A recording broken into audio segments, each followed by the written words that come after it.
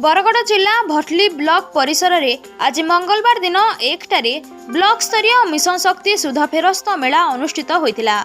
जोग देले भटली बीडीओ।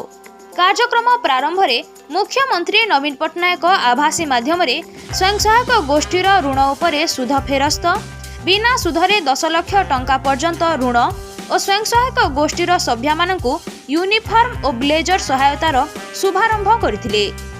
एथिरे भटली ब्लॉक रे 31,37,60 टंका सुध मिशन शक्ति माध्यम 608 गोटी स्वयं सहायक गोष्ठी को फेरस्त कराजिबो।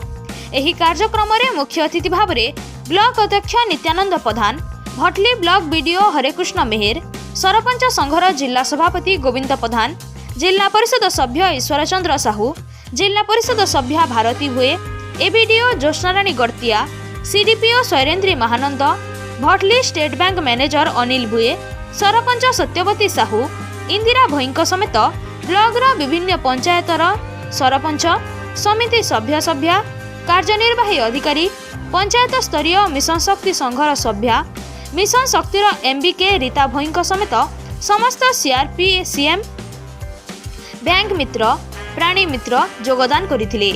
प्रथमे उपस्थित अतिथि मानक द्वारा महाप्रभु को पूजा अर्चना करिबा परे कार्यक्रम आरंभ होइथिला। एथिरे सरकारक विभिन्न योजना उपरे आलोचना होइथिला। भटली ब्लॉक बीपीएम शरत नायक एही कार्यक्रम को परिचालना करी यार उद्देश्य ज्ञापन प्रदान करथिले।